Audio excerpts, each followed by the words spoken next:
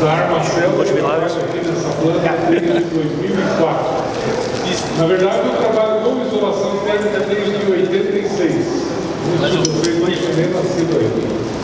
Vamos lá. A Armacel é uma empresa líder na produção de isolamentos térmicos no mundo.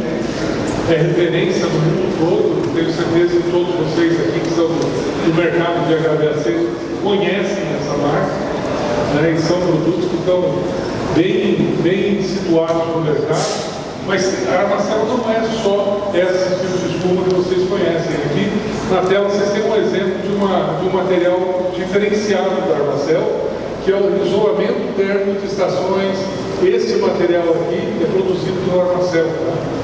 É o material, o isolamento térmico, é o material mais leve produzido pelo homem. Tá? E é o material que a gente tem na produção da Armacel. Tá? Só para dar um exemplo de onde mais vai a Armacel, além daquilo que vocês já conhecem. Muito bem, então aí as 27 plantas do mundo, tá?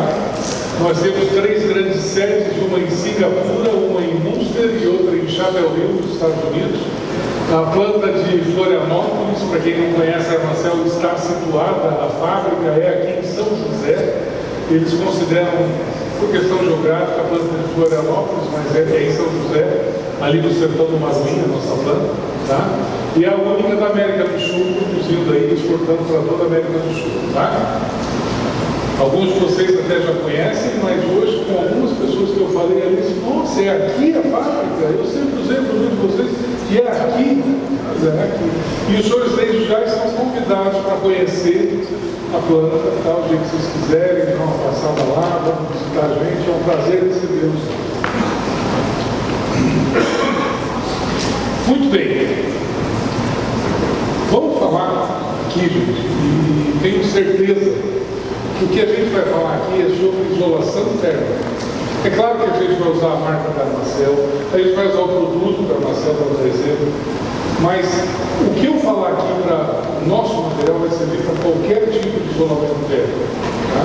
Qualquer tipo mesmo, fibroso, celular aberto, célula fechada, todos eles, a teoria vai ser a mesma. Tá? Então, a gente tem uma preocupação com sustentabilidade em todas as nossas instalações, qualquer coisa, automóveis sustentáveis, tudo sustentável, né?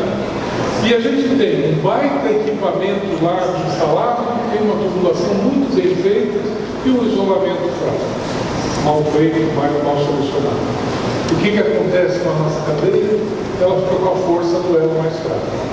Tá? Você está perdendo a sustentabilidade do teu sistema. Termodinâmica, pô.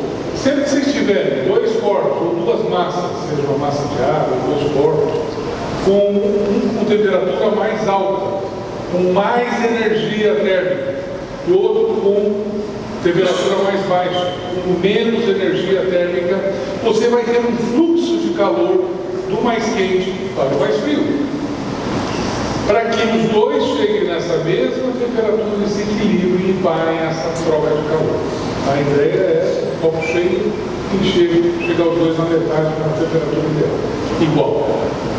O que a gente vai fazer nesse sistema é colocar uma espuma ali no meio, um isolante térmico. E o que esse isolamento térmico vai fazer para nós?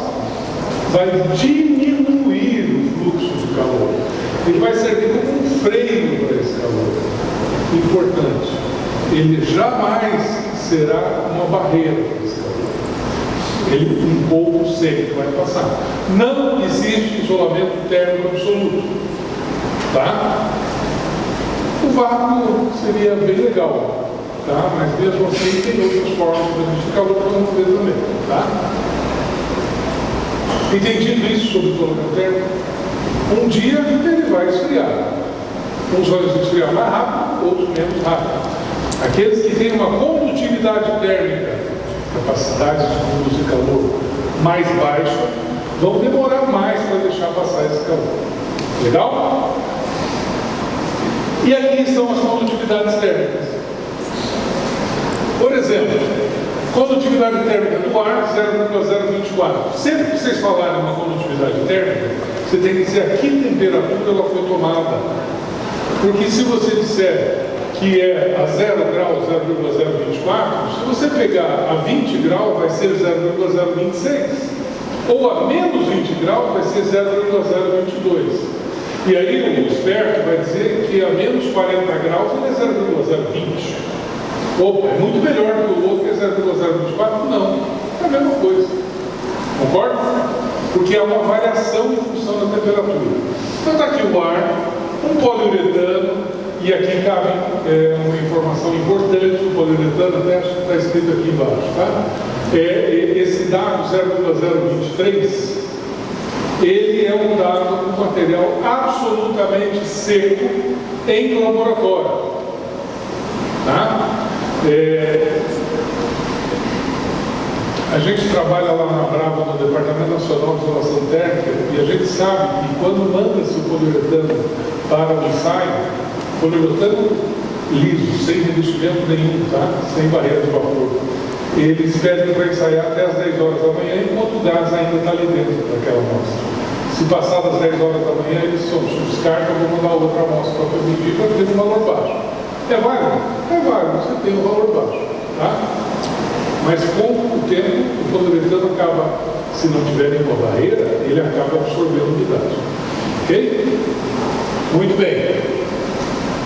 Espuma elastomérica 0,33, que é a nossa espuma elastomérica fabricada pela Armacel, tá? Ok? O EPS, que é o isopor, 0,33 também, aqui também cabe dizer, absolutamente seco. Lã de vidro, também seca.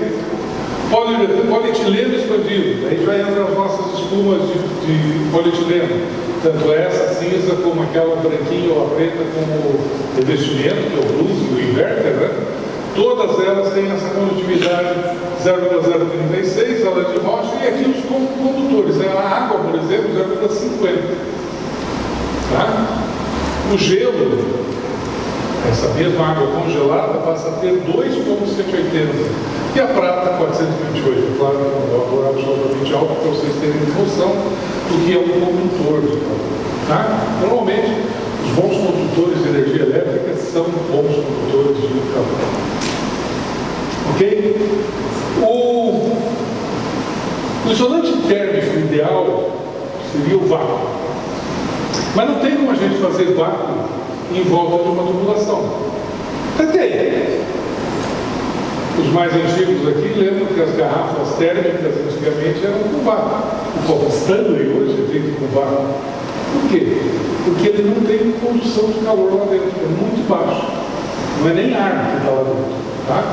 Então é muito baixa a condução de calor. Ele irradia um pouco de calor, então por isso que ele acaba perdendo temperatura, mas por condução ele não vai perder tanto calor. Muito menos do que poderia com o ar. Então o vácuo seria o ideal. O segundo melhor isolamento térmico que tem é o ar parado. O ar em movimento é uma excelente forma de trocar calor. Quem nunca abriu o refrigerador, aquele todo cheio de gelo, aquele congelador da geladeira da casa da gente, e não virou um ventilador lá para dentro para gelar rápido? Quem já fez isso, levanta a mão. Eu pensei que era só eu que fazia essas coisas. Agora não tem mais geladeira que não faz isso. Muito bem, por quê? Porque se você só abrir, claro que tem que desligar a geladeira da tomada, mas se você só abrir, ele vai degelar. Não vai demorar muito. O ar em movimento, o que ele faz? Ele vai roubando o calor, vai dando calor naquele gelo e derretendo. Tá? Então o ar em movimento não é tão bom assim. Então, primeira lei básica que vocês têm que lembrar. Qual é o melhor isolamento térmico que a gente pode ter? O ar. Ok? Muito bem. Quando a gente fabrica essa espuma aqui, na verdade, em cada célulazinha dessa que vocês veem aqui, tem uma gotinha de ar. Tá? E aí você vai ter uma condição de quantidade de ar parada em volta de toda a sua tubulação. O isolamento térmico de verdade que está aqui dentro é o ar parado dentro da célula. Não só aqui, como aqui também. Por isso a importância dessas células serem pequenas, o suficiente, para que esse ar fique estacionado lá dentro. Ok? Entenderam isso? Então o que a gente vende na Armacel é o ar de São José para a América do Sul inteira. Tá? De verdade. Essa é a ideia. A espuma elastomérica e o polietileno estão servindo aqui de mera embalagem, só para segurar esse ar. É claro que a qualidade dessa espuma e dessa borracha, desse plástico, desse polietileno, é especial para não transmitir calor também. Tá? Não perder tanto. Mas se tem que transmitir, vai transmitir pela espuma e não pelo ar. Perfeito? Bom, já que eu falei para vocês que o verdadeiro isolamento térmico que está aqui dentro é o... Bom, vocês estão aprendendo, né? Vocês não acham que é importante a gente saber qual é a quantidade de ar que tem dentro da minha borracha? É a quantidade de ar que tem dentro da minha espuma de polietileno? Sim. Quanto mais ar, mais isolante ele é. Quanto menos ar, eu tenho mais embalagem e menos ar, certo? Menos isolamento, que é o ar. Então, a densidade da espuma, quer dizer, vocês já compraram o colchão, né? Densidade de 30, 40, 50. Na verdade, é dizer que 1 metro cúbico daquela espuma vai pesar 50 quilos. Ou seja, a massa que está ali dentro daquele metro cúbico é uma relação entre a quantidade de ar e a quantidade de material ali dentro dele. Tá? Então, nós temos aqui duas densidades ótimas, uma para o polietileno, que é em torno de 25 a 30 quilos, tá? E a outra para a espuma elastomérica, que é de 40 a 45 quilos por metro cúbico. Esse é o ideal. Eu tenho a melhor condutividade térmica mais baixa nessas densidades, que são aquelas que a gente tem lá. A Armacel sempre trabalha para chegar nessas densidades que a gente está falando aqui. Por quê? Se eu aumentar a densidade do meu material, 50, 60, 80, 100, 120 quilos, a minha condutividade térmica vai subir. Concorda? Pelo gráfico. Quanto mais aqui para trás, mais alta ela é. Certo? Por quê? Porque eu tenho muito mais embalagem do que ar. Entendeu? E aí a gente vai perder o isolamento térmico, que é por isso que a condutividade térmica aumenta. E aí foi muito fácil de entender, né? Muito simples e óbvio. Porém, tem o outro lado da moeda. Fabricante esperto, diz assim, eu fui lá numa palestra da Armacel e o Lineu falou que o ar é que é o isolamento térmico. Então eu vou fazer uma espuma com uma densidade bem mais baixa, que eu coloco muito mais ar, com mais isolamento, e com muito menos polietileno ou borracha. O meu preço vai ficar o mais barato no mercado. Eu posso vender pela metade do preço da Armacel. Vou vender pertinho lá, 95%. Vou vender só 5% mais barato.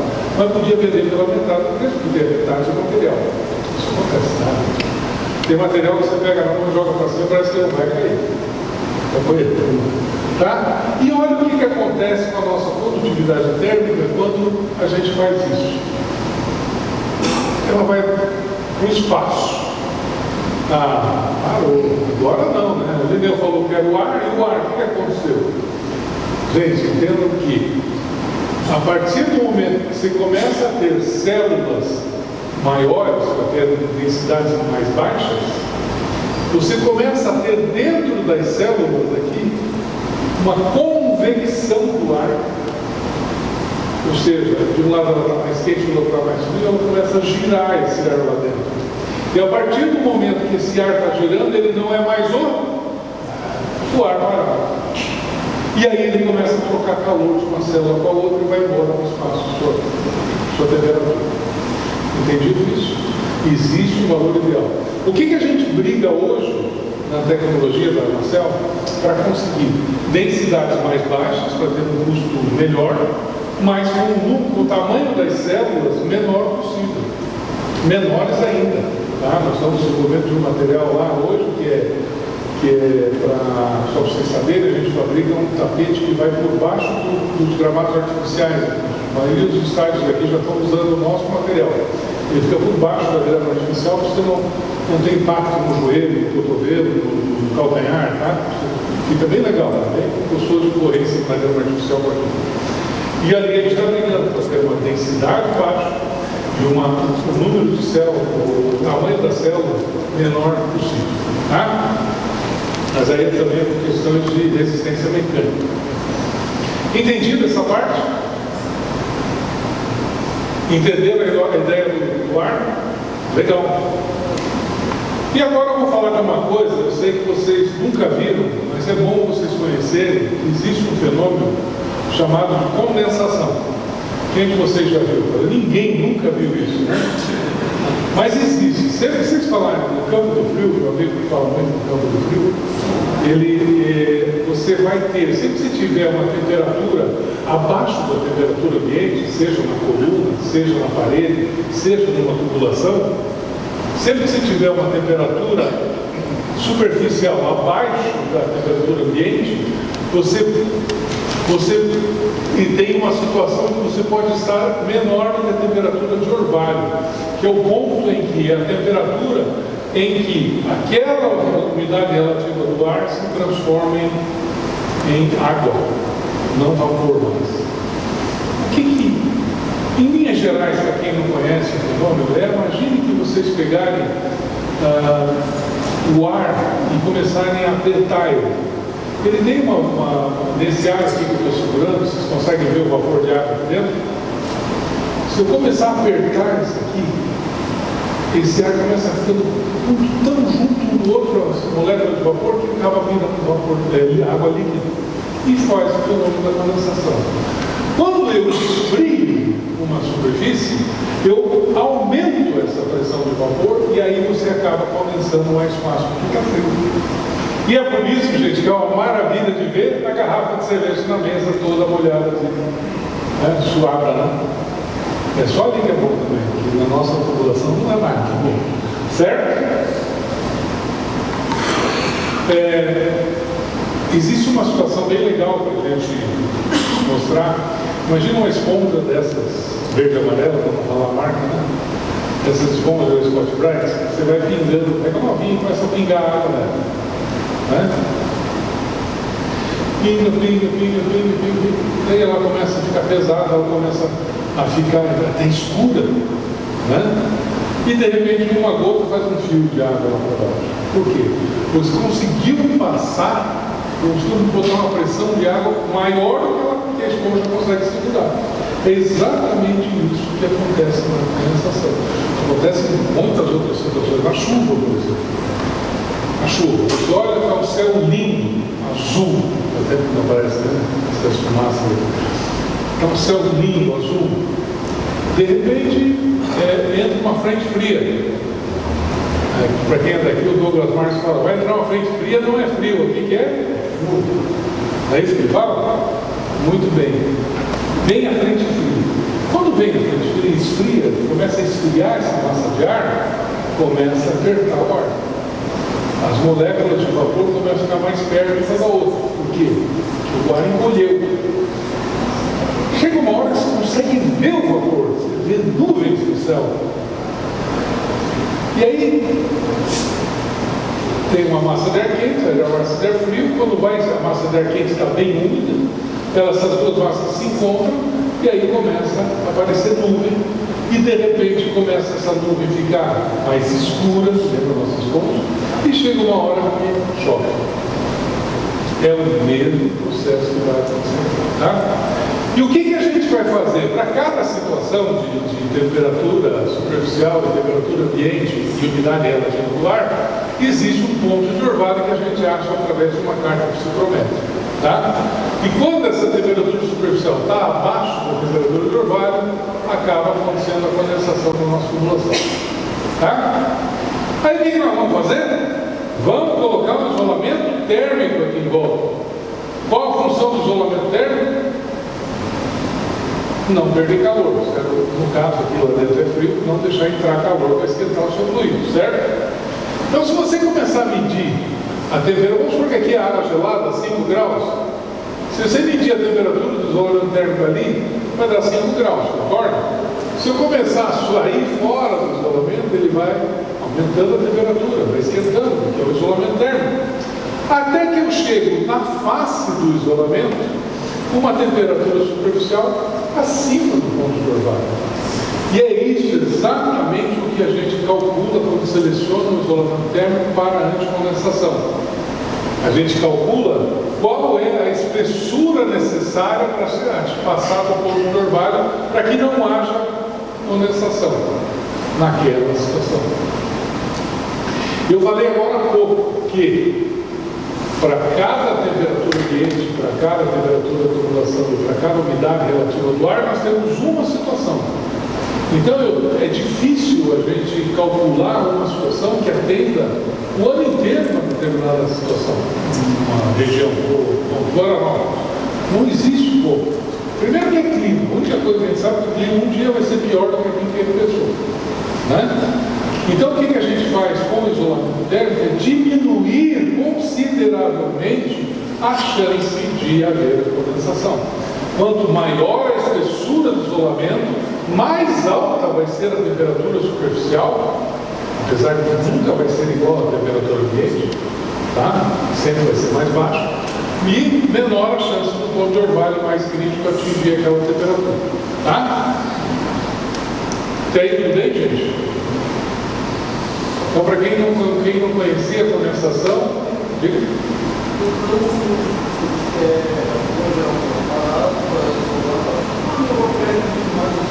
Nós já vamos chegar lá.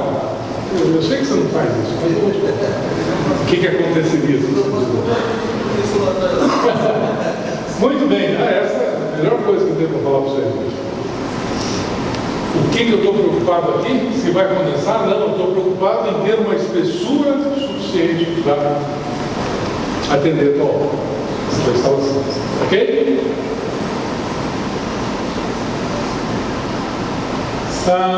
Existe uma outra situação em que muita gente pega uma situação aqui, uma tubulação, que estaria condensando. Calculamos aqui uma situação hipotética, tá? Uma tubulação. A temperatura superficial é igual à temperatura de orvalho, é igual a 26,2. Então a espessura mínima de isolamento é 20 milímetros para atender essa situação. Eu não tenho 20 milímetros, eu vou usar quem? 25. E aí é a favor da segurança. Nunca vou usar o 19 nesse caso, tá? Muito bem. Aí o que acontece? Um amigo meu disse assim: não, eu vou pôr nessa instalação, eu vou pôr um alumínio em volta dela. Opa, você vai pôr alumínio? Então preciso calcular de novo, porque aqui eu estou calculando por uma emissividade de um corpo quase que corpo negro, quase 100%, 93%. Se eu puser um alumínio, eu tenho que compensar a minha espessura mínima, que era de 20, agora é 41. Vou ter que pôr mais espessura porque eu pus o alumínio. Porque o alumínio, de fato, ele rebaixa a temperatura de fase. Querem ver como vocês sabem isso? Estamos aqui nessa sala há um ano com a temperatura controlada, está em 21 graus. Guardem isso. Agora, depois de um ano, está em equilíbrio térmico, absolutamente equilíbrio térmico. Qual é a temperatura de todos os objetos aqui dentro? 21. Certo? Muito bem. Mas nós vamos entrar aqui nessa sala hoje e vamos pôr a mão no sofá de veludo e vamos pôr a mão na mesa de mármore. Qual está mais fria? Não está 21 graus. Mas, na verdade, existe uma questão de emissividade de uma peça que é mais brilhante, que é mais lisa. A emissividade é bem mais baixa. 0,13 contra 0,93, o alumínio contra a borracha. E o que isso faz? Faz com que a troca térmica seja muito mais rápida, ela rouba o calor da tua mão muito mais rápido e te dá a impressão que ela é gelada. Mas ela rebaixou mesmo, ela está trocando o calor por meio. E ela tem ali em cima dela uma situação muito mais crítica. Então, por conta do alumínio, eu tenho que aumentar a temperatura de face muito mais, para que quando eu puser o alumínio, ele caia de novo nos 26 graus e continue sem condensar. Por quê? Se você coloca o alumínio aqui embaixo, nessa espessura, qual que vai acontecer? Condensa. Cara, estava com isolamento legal, botou o alumínio para ficar mais bonito e começou a condensar. Tinha que aumentar a espessura. Tá? O alumínio manteve gelado. E aquela proteção que vocês vendem o aluclário? Também tem esse mesmo comportamento? Na verdade, não. Eu não ia entrar nesse assunto, mas porque não tinha tanto tempo. Mas nós temos esse alumínio plástico aqui, para quem não conhece, depois chegar ali na nossa mesa, a gente mostra com detalhe. Esse cara aqui, ele tem uma emissividade de 0,86. Ele rebaixa a espessura? Sim, mas normalmente não é o suficiente para ter que mudar a espessura do isolamento. Normalmente não precisa. Tá? Esse é um cara bem legal. Isso aqui é alumínio plástico. Tá? Depois quem vai lá a gente conversa melhor. Senão isso aqui é praticamente uma palestra só sobre esse material. Tá? Entenderam essa parte? E o que a nossa querida condensação, que vocês nunca viram, faz nas nossas obras? Aqui é uma biblioteca, tá? Você tem ideia do que está acontecendo nos livros aqui? Isso aqui é tudo condensação de uma linha de água gelada que aconteceu em cima desse ambiente aqui, né? Olha o fogo lá, fogo bonito, né? Parece uma flor. Ok? Não precisa nem dizer o que significa isso aqui de gasto, outras coisas a mais para acontecer. Porque às vezes economizou, ia pôr 32, mas vou pôr 25 milímetros. É a famosa economia? Tem um cara que fez uma obra em São Paulo, num hotel, e era bem naquela época que tinha a história dos carros populares, 7, 8 mil, né, dos carros populares, voltou o Fusca, naquela época que estava. E ele mudou a espessura do isolamento de 25 para 19, que ele economizava em toda a obra um preço de um carro popular. Resultado, depois que deu problema, ele já tinha gasto o valor de 4 carros populares para pagar o conserto e ainda não tinha resolvido. Tá? Ele tinha que pagar toda a forro de gesso, iluminação, tudo isso, e era um hotel, aquele andar que ele estava trabalhando, ele tinha que pagar as diárias dos quartos. Olha, esse cara faliu, tá? Quebrou, São Paulo. Ok, gente? Muito bem. Eu falei para vocês já duas coisas importantes. Primeiro, que o ar parado é o isolamento térmico de verdade. Segundo, que a espessura do isolamento é muito importante para nós. E agora eu vou falar uma coisa que é a permeabilidade desse material. É a resistência que esse material pode ter com a infiltração do vapor de água por dentro dele, porque a diferença de pressão de vapor é tão grande lá dentro onde está frio para aqui onde está quente, que esse vapor vai tentar atravessar o que tiver na frente para chegar lá e condensar. Tá?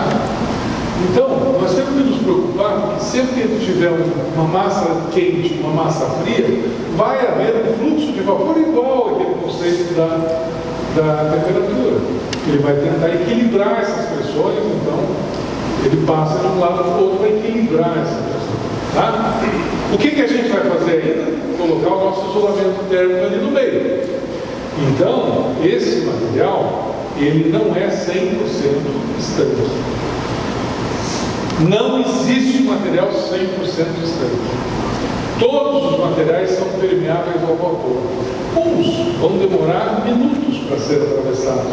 Uma fibra de vidro, por exemplo. Tá? Outros vão demorar algumas horas. Isopor. Outros vão demorar anos. E outros podem demorar milênios. Mas um dia vai atravessar. Procura manter a condição do vapor igual aos dois lados, o tempo todo por de olho. Tá? Então o que a gente tem no nosso material? uma certa permeabilidade ao vapor de água, certo? Bom, esse vapor de água ele vai atravessar o nosso material e, como vocês lembram, eu tenho uma temperatura externa mais alta, uma mais baixa, e aqui em algum momento eu tenho a temperatura do ponto de orvalho, concordam? O que vai acontecer com esse vapor de água que vai entrar aqui dentro do isolamento? Condensar dentro do isolamento, porque ele chegou na temperatura que tem, então, uma condição interna, uma condição de condensação intrínseca. Ok? Vocês lembram? Pensem um pouco. Esta água que está aí dentro, ela está ocupando o espaço de quem? Significa que quem que nós perdemos de verdade aqui? O isolamento térmico. Vocês lembram daquela tabela que a água estava lá embaixo? Um valor bem alto. O pior não é isso, você acaba virando gelo, o gelo expande, estoura toda a tua espuma, estraga a tua espuma, e aí você, mesmo que descongela, ela não vai prestar mais. Tá? E encharca, né? Quem trabalha com manutenção, vamos lá. Ninguém aí, pessoal. Eu acho que vocês nunca viram, né, de chegar e mexer no isolamento está encharcado. Né? Principalmente o isolamento de materiais porosos, né? Células semi-abertas, poliuretano, por exemplo. Usava-se muito para fazer isolamento de cara, fazer isolamento aqui de tubulação. Usou-se muito no passado. Não tinha, na verdade, na aplicação das luvas, é sobre temperatura controlada, temperatura baixa, não. Ambas trabalham em temperaturas especialmente. Para você ter uma ideia, essa espuma aqui, posso ter uma variação de 1 ou 2 graus na saída dela para ela poder sair perfeita. A outra, essa aqui, ela é expandida, está aí mais uma vez o convite que vocês irem conhecer, porque essa espuma ela é expandida com gás que a gente injeta dentro, tá? Um gás que é o isobutano, a gente injeta dentro e quando ela sai da máquina ela cresce. E quando ela está dentro da máquina, a pressão está segurando o gás na forma líquida. Quando ela sai para fora da extrusora, ela fica desse tamanho, com fluxo. Tá? Então é bem bacana de ver. Já a Sul América, não. Eu tenho que colocar o nosso forno, é um forno que tem 70 metros de comprimento. Tá? A cada 10 metros eu tenho uma temperatura evidente. Eu preciso primeiro, eu extruso essa borracha, ela sai pequenininha, ela vai descer umas 30 vezes dentro do forno. Mas no começo eu controlo a temperatura para ela simplesmente vulcanizar e depois eu faço para ela expandir. Porque quimicamente eu tenho um produto ali dentro, que é o ácido de carbonamida, que quando eu chego a 147 graus, ele se degrada e vira gás. Tá? E aí ele faz as células que a gente deseja e como a borracha já está vulcanizada, ela não estoura e não tem o formato da ligação. Legal? Então, gente, é muito bacana de ver o processo, tá? A gente pode caminhar lá dentro. A Vale conhece bem o processo, né? O pessoal da Clemar foi que montou a parte de água gelada para nós da nossa fábrica. Toda a parte de refrigeração das máquinas e tudo isso foi a Clemar que montou lá para nós. Parece? Perfeito. Então, o que a gente quer do isolamento? Não só uma baixa condutividade térmica, mas também uma baixa permeabilidade, uma alta resistência de fusão do vapor de água. Ou seja, é mais difícil que o vapor de água entrar. E como que é esse conceito aqui é legal. Como é que eles medem isso? Primeiro, eles têm 2 copos, o copo de cima, aqui no meio de tudo eles colocam uma placa desse material que a gente quer ensaiar. Embaixo nós temos um material absorvente, em cima a gente coloca uma determinada umidade relativa e uma pressão, ok? Muito bem, depois de dias, 28 dias provavelmente, eu meço o peso desse algodão aqui embaixo, aumentou. Se aumentou é porque ele absorveu água. Se ele absorveu água, a água veio lá de cima. Se a água veio lá de cima, passou pelo nosso material. E eu posso medir, então, a permeabilidade desse material ao vapor de água. Ok? Isso aqui vai ser em unidades de grama por centímetro de espessura, por metros quadrados pela área do material, por quantos dias ficou o ensaio e pela pressão em milímetro de mercúrio. Então, é uma unidade muito grande, chata, imagina toda vez escrever isso, né? Então, o que os caras fizeram? Eles pegaram uma constante, que é a permeabilidade do ar, que é 224 tudo isso, né? Ó, 224 gramas, aquilo lá, essa unidade, e dividiram pela permeabilidade do material que a gente encontrou aqui. Com isso, a gente vai saber, em vez de ter um número aqui bem baixinho, nós vamos ter números, por exemplo, vocês vão ver uma tabela em seguida, e a próxima tabela eu vou mostrar, mas são números grandes. Por exemplo, na Sul América, 10 mil. 10 mil o quê? 10 mil vezes menos permeável do que o ar. Esse cara aqui, 3 mil. O cara com esse tubo com aquele filme em volta, que vocês conhecem como o inverter, o Polyplex Plus, aquele cara com o filme em volta é 6.500. Tá? Então, com isso, a gente trata o ar. Tá? Lã de rocha, tubo de poliuretano, 32, polistireno 50, polietileno expandido 3 mil, maior ou igual significa que é no mínimo 3 mil. Tá? Espuma elastogénica, maior ou igual a 10. Nós temos resultados de 16 mil no laboratório, mas ele divulga sempre maior ou igual a 10, porque é o mínimo que poderia, no pior que pode ser atingido. Tá? Mas eu não tenho encontrado resultado menor de 12 mil há muito tempo. E o metal, desculpem, perdi o huracão aqui, o metal tende a infinito, certo? É quase infinito. Existe uma determinação da Ashworth que materiais como barreira de vapor com Mi abaixo de 1.300, ele tem que obrigatoriamente ter uma barreira de vapor adicional. E é por isso, senhores, que a gente pode usar isolamentos térmicos de uma forma bem geral. Por exemplo, no duto de ar-condicionado, eu já vi, vocês já viram com certeza, a lã de vidro. O que está embrulhando aquela lã de vidro lá? Filme de alumínio. Para que serve esse filme de alumínio? Para não dar coceira de quem passa embaixo. Não, é para fazer barreira de vapor. Porque, acreditem, não existe isolamento térmico para frio se você não tiver as duas componentes, barreira de vapor e isolamento térmico. Se você não tiver esses dois componentes, você não vai ter o isolamento térmico frio. Por quê? Porque se você não tiver barreira de vapor, você vai encharcar, encher de água e vai deixar de ser isolamento. Certo? E se você só tiver a barreira de vapor, não tem isolamento, tem que ser. Ok? Entendido? Então, temos que cuidar disso no nosso isolamento também. Então, aqui ó, são exemplos. O poliuretano, por exemplo. Vocês viram a palestra do meu amigo Maurício aqui agora há pouco, né? O que tem no poliuretano dele? Tem 2 camadas de alumínio em volta. É para ficar bonito o material, só porque ele está na porta, porque o material dele é muito feio. Não, é para fazer barreira de vapor. Tá? É para isso que serve. Agora, quando você pega aquelas tubulações de amônia, por exemplo, que é o caso, você injeta o poliuretano lá dentro para ele crescer, você tem esses buraquinhos. O que você acha que está acontecendo nesses buraquinhos aqui? Está entrando no amor de água. Gente, geladeira.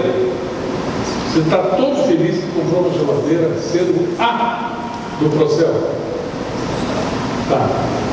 Celular do Procel. Certo?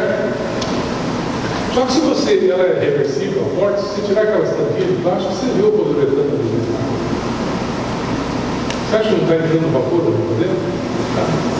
Você fica até preocupado com a sua geladeira e vai olhar, abre para ver se está acendendo a luz, porque não faz barulho, a geladeira não faz um barulho, nunca vi ela ligada. Não aconteceu isso?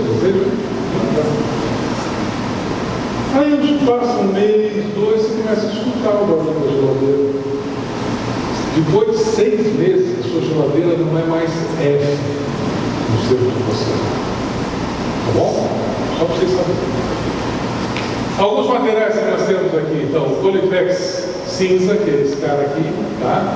É o normal. O Polyplex Plus UV, que é o revestido, tá? E ainda temos o inverter. O que tem no inverter de diferente do Plus? Com a tecnologia de splits no circuito reverso, de ser inverter, ele botar rápido, bota 100 e poucos graus lá para esquentar rápido no inverno, né, para manter a temperatura melhor, para equalizar o gasto de energia e tudo isso, você passa dos 90 graus, 92, que esse material é produzido. E aí ele vai derreter. O inverter nosso, ele tem componentes nessa espuma, tá? E essa espuma agora vai aguentar até 120 graus. Como os splits vão até 110, 111, não vai ter problema nenhum. O material tem que ser usado no círculo reverso.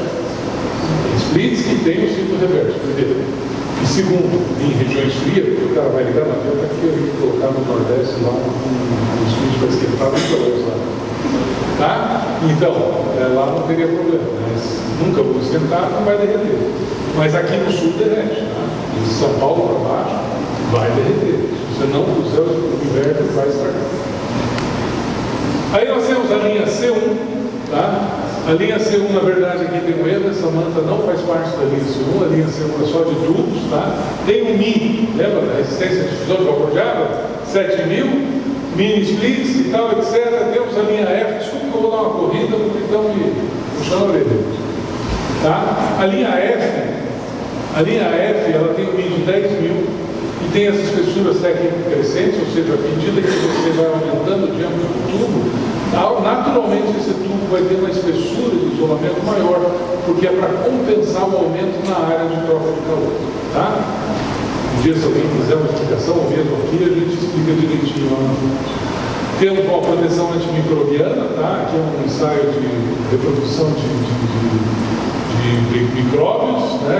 Em cima do nosso material e praticamente eles aparecem em 24 horas. Então, não se pode falar, e agora vem um puxão de orelha em ombros. Quando a gente coloca um material, por exemplo, no sol, seja espuma elastomérica, seja o polietileno, ele vai ser consumido pelo raio ultravioleta, ok? Então eu tenho que fazer uma proteção para esse cara, tá? Bom, toda e qualquer junta de isolamento térmico tem que ser colada. Eu sei que vocês, quando estão no split, vocês colocam as barras uma atrás da outra e colam todas as juntas, né? Fazem isso, né? Eu estou vendo na cara de vocês que nunca viram a cola de juntas. Certo? Mas então, tem que colar. Por quê? Porque se o vapor é capaz de atravessar por dentro dessa espuma, por que você acha que não vai atravessar numa junta que só está encostada? E aí, isso vai ter condensação lá dentro. Será que essa junta foi colada? Ou essa? Ou essa foi cortada, então? Aqui fizeram um enxerto. Esse daqui usou fita isolante elétrica. Mas é isolante, não vai. Né? Vai fechar o buraco. E assim por diante, tá? A fita. Essa fita é uma delícia. Aquela fita branca que vocês gostam de colocar em volta do isolamento, e eu acho que tem que usar aquela fita. Principalmente para você poder passar a tubulação para dentro de um buraco na viga, na parede. Senão você vai rasgar todo o seu isolamento ali. Passou, tira a fita, pelo amor de Deus, e afasta um tubo do outro, sempre que puder.